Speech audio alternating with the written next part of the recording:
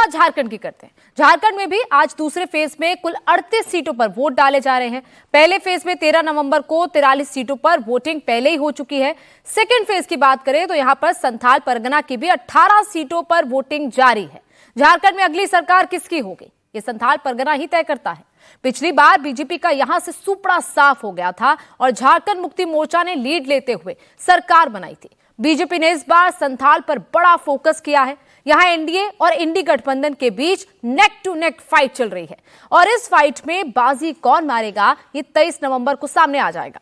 हमारे साथ केंद्रीय रक्षा राज्य मंत्री और रांची से बीजेपी सांसद संजय सेठ जी मौजूद हैं झारखंड चुनाव पर बात करने के लिए। सर, आपका बहुत बहुत स्वागत है इंडिया टीवी के साथ जुड़ने के लिए।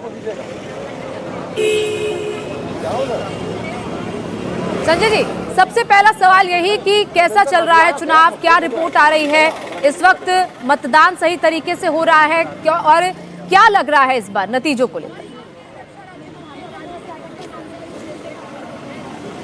देखिए, इस बार तो परिवर्तन और झारखंड के 3.5 करोड़ लोग परिवर्तन के लिए अपना बटन दबा चुके हैं। पहले फेज में जो 43 सीटों का जो मतदान हुआ, उस मतदान में जो हम सबको रिपोर्ट आ रही है, रिपोर्ट आपके पास भी होगी, थोड़ी देर बाद आप एग्जिट पोल भी दिखाओगे, इन 43 सीटों पर लगभग 30 सीटों पर भाजपा गठबंधन विजयी होगी। और आज जो मतदान हो रहा है, आज भी बहुत भारी मतदान हो रहा है और भारी मतदान इसलिए कि इन 5 सालों में हेमंत सोरेन और कांग्रेस ने जितना वादा खिलाफी की, जितना वायदे किए, एक भी वायदा पूरा नहीं किया। जो युवा है वो आक्रोश में है, युवा आक्रोश के साथ में बदलाव और परिवर्तन के मूड में है और इसीलिए झारखंड के अंदर जब 23 तारीख को मतगणना होगी तो आप देखना थंबिंग मेजॉरिटी से भारतीय जनता पार्टी के पक्ष में और भारतीय जनता पार्टी सरकार बनाएगी। सर, आज क्योंकि संथाल परगना के 18 सीटों पर मतदान हो रहा है, इससे पहले कोल्हान की 14 सीटों पर मतदान हो चुका है।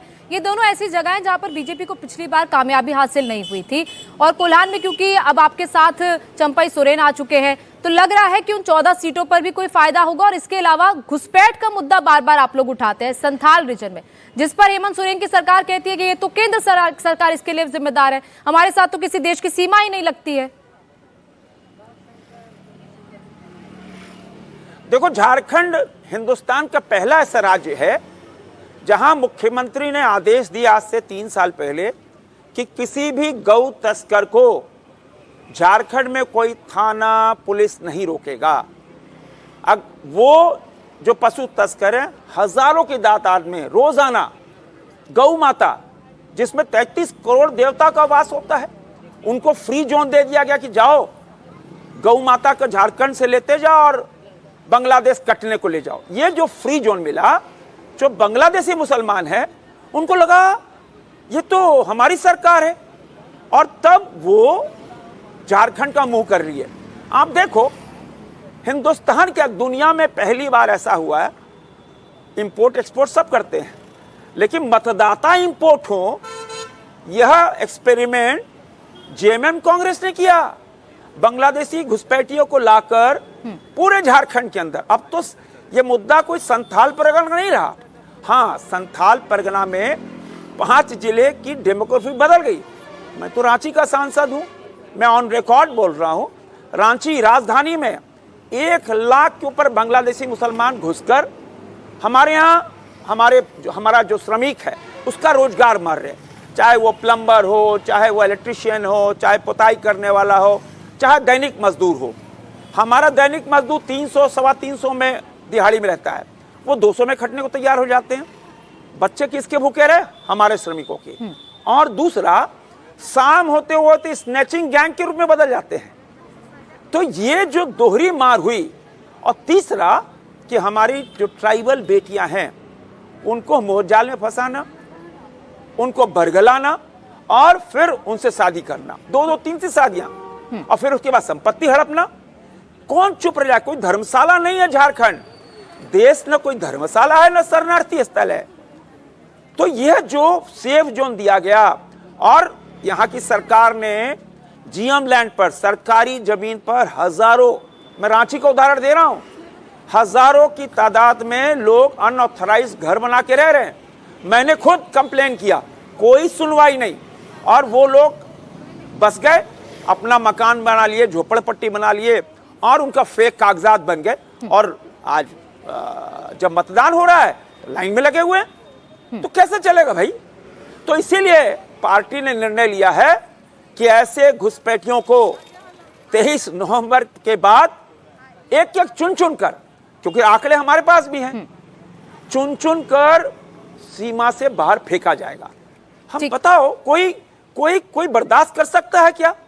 हमारी भूमि पर आकर आप बॉर्डर पार करके आ गए और राज्य सरकार एकदम जमाई बाबू जैसा व्यवहार कर रही है। नहीं चलेगा, नहीं चलेगा।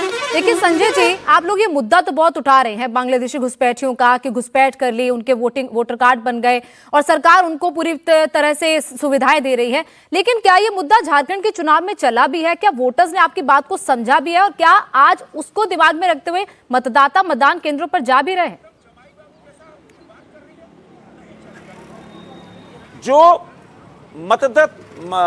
मतदान का जो प्रतिशत पहली चरण में, दूसरे चरण में, अभी देखो आप 4:30 बज गए, लगभग 70% मतदान हो चुका है।